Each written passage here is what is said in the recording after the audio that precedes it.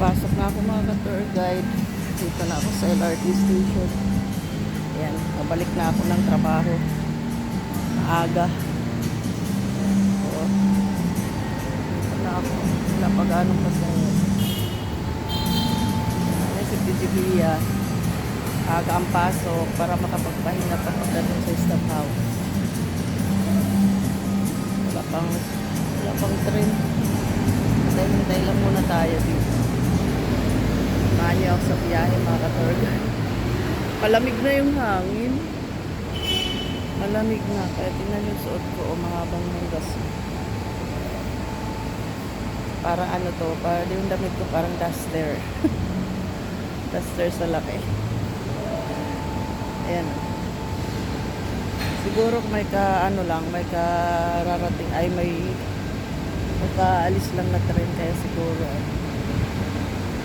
wala pang kaano pa sa hero.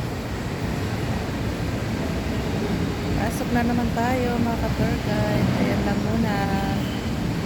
At ingat tayong lahat.